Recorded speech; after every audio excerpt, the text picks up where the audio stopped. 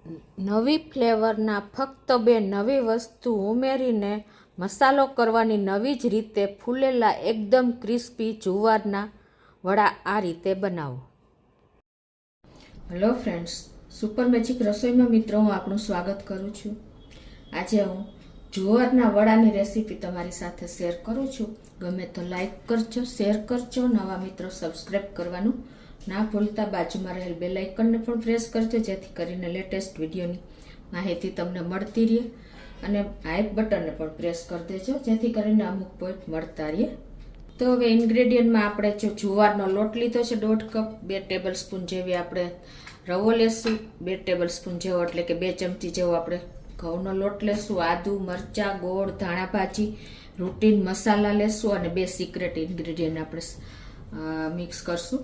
તો બનાવવાનું ચાલુ કરીએ. તો પહેલાં તો આપણે આ અડધો કપ દહીં લીધું છે. દહીં હંમેશા ખાટું લેવાનું, ખાસ નોટ કરજો. અને એમાં આપણે 2 ચમચી જેવો ગોળ નાખી દેશું અને ગોળને સરખો પહેલાં મિક્સ કરી લેશું. નહીંતર જો ગોળ સરખો મિક્સ નહીં થાય ને તો ગાંગડી રહી જશે. તો આ રીતે જો આપણે ગોળ મિક્સ કરી લીધો છે. હવે તીખા 2 થી 3 લીલા મરચાં લેશું અને 1 ઇંચથી 1.5 ઇંચ આદુનો ટુકડાની આપણે ક્રોસ કરી લેશું મિક્સર જારમાં. તો આ રીતે જો આપણે આદુ મરચાંને ક્રોસ કરી લીધા છે ને એને આપણે આમાં જ નાખી દેશું.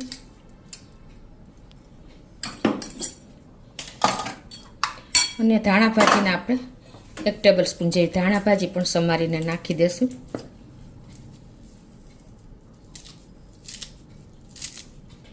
અને 1 ચમચી જેવી આપણે કસૂરી મેથી છે. કસૂરી મેથી તમે થોડીક વધારે નાખશો ને તો એનો ટેસ્ટ બહુ સરસ આવે છે.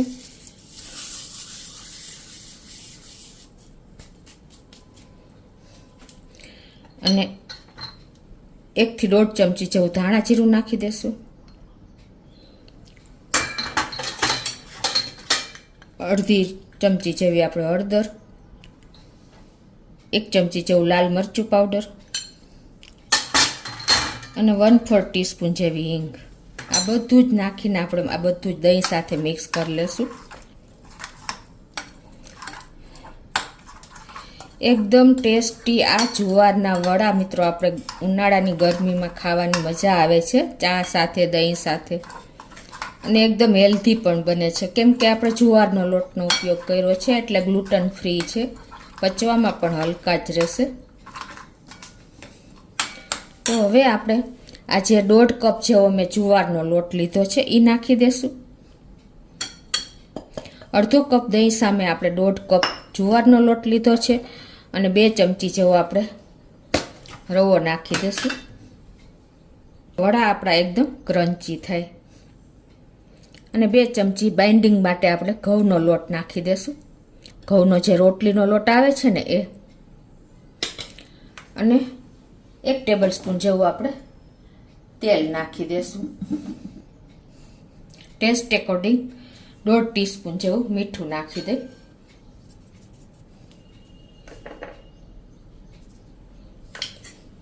અને હવે આ બધું જ આપણે મિક્સ કરી લેશું.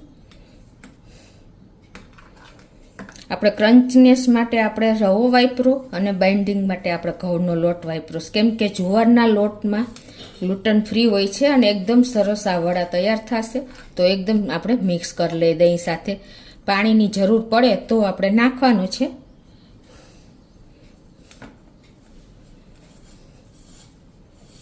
અને મિત્રો આપણે એકદમ ટેસ્ટી બનાવવા માટે આપણે 1 ચમચી જેવો અથાણાનો મસાલો આવે છે એ નાખી દેશું. અને જે આપણે અથાણાનું તેલ હોય ને એ પણ 1 ચમચી જેવું નાખી દેશું. એનાથી પણ એકદમ સરસ ટેસ્ટી થાય છે કેમ કે જુવારના લોટનો કોઈ ટેસ્ટ નથી આવતો.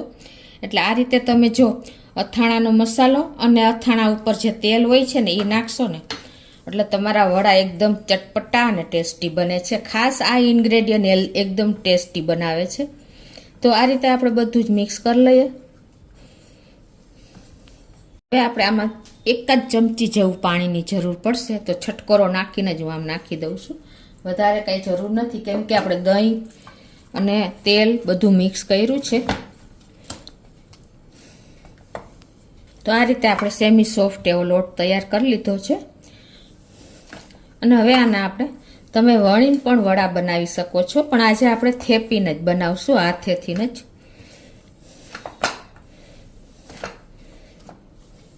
જો આ રીતે આપણે લોટ તૈયાર કરી લીધો છે.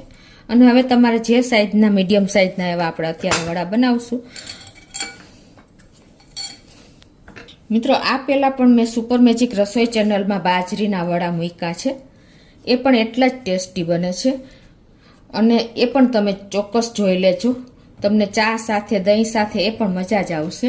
અને મિત્રો, આમાં આપણે તલનો પણ સરસ લુક અને ટેસ્ટ આવશે, તો તમે 1 ચમચી તલ પણ નાખી દેજો ખાસ.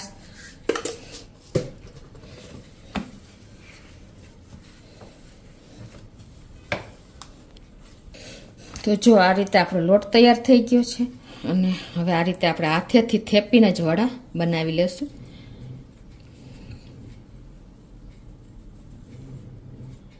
તમારે પાણીની જરૂર પડે તો વધારે પાણી એડ કરી દેવાનું, થોડુંક 1 ટેબલ સ્પૂન જેવું, લગભગ નહીં જરૂર પડે.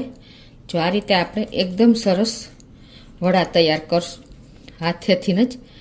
આની આપણે જુવારનો લોટ છે એટલે થોડી ઘણી તો બોર્ડર ફાટશે જ, પણ થોડાક તમે સેમી પતલા કરશો ને તો એકદમ અંદરથી પણ સરસ કૂક થઈ જશે. જુઓ,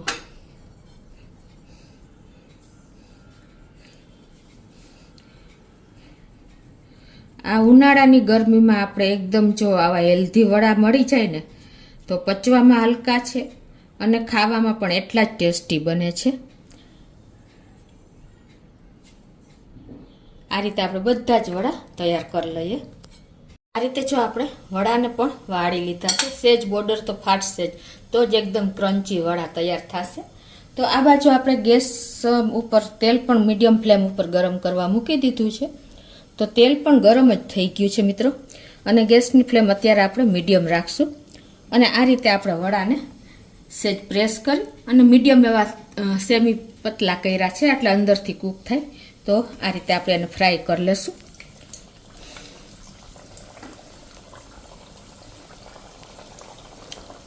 આપણે જેટલા તેલમાં આવે એટલા 5 થી 7 વડા મૂકી દેશું.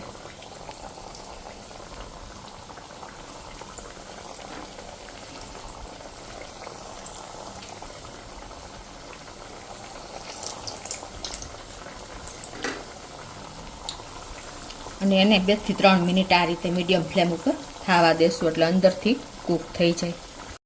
તો આ રીતે જો 1 થી 2 મિનિટ થઈ છે, 2 થી 3 મિનિટ.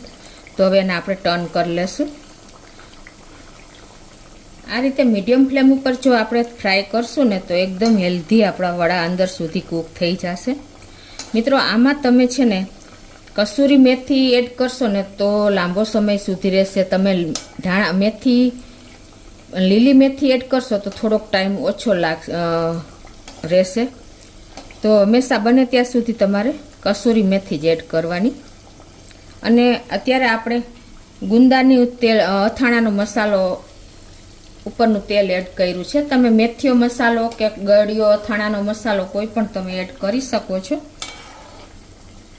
અને મેં સુપર મેજિક રસોઈ ચેનલમાં ગોળ કેરીના મસાલો અને મેથીઓ મસાલો બંને રીલે કર્યા છે, તો એ પણ તમે જોઈ લેજો. એનો મેથીયા મસાલાના હિસાબે આનો ટેસ્ટ અનેક ગણો વધી જાય છે. તો આ રીતે જુઓ, આપણે હજી 2 મિનિટ આને બીજી સાઈડ કૂક થવા દેશું.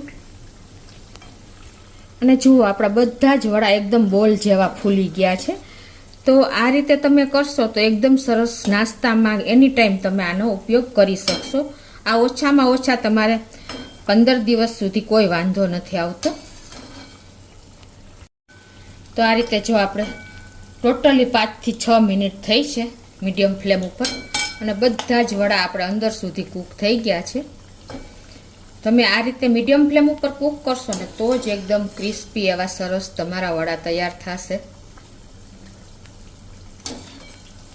તો હવે આપણે એને બહાર લઈ લેશું. તો હવે આપણા વડા એકદમ જો આપણે બહાર જ લઈ લઈએ. બધા બોલ જેવા તૈયાર થઈ ગયા છે ફૂલીને.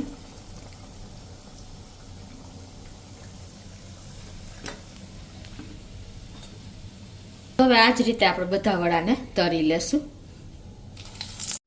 તો આ રીતે જુઓ આપણે બધા જ જુવારના વડાને તૈયાર કરી લીધા છે. એકદમ ટેસ્ટી અને ચટાકેદાર 2 સિક્રેટ ઇન્ગ્રેડિયન્ટ નાખીને આપણે આજે જુવારના એકદમ હેલ્ધી ગ્લુટન ફ્રી વડા તૈયાર છે. આને તમે કમસે કમ 15 દિવસ અને જો ફ્રીજમાં રાખો તો 1 મહિનો સુધી સ્ટોર કરી શકો છો. ચા સાથે, કોફી સાથે, દહીં સાથે, છાશ સાથે, એની કોઈ પણ સાથે તમે ચટણી વગર પણ એન્જોય કરી શકો છો. ગમે તો લાઈક કરજો, શેર કરજો અને નવા મિત્રો સબસ્ક્રાઈબ કરવાનું તો ભૂલતા જ નહીં.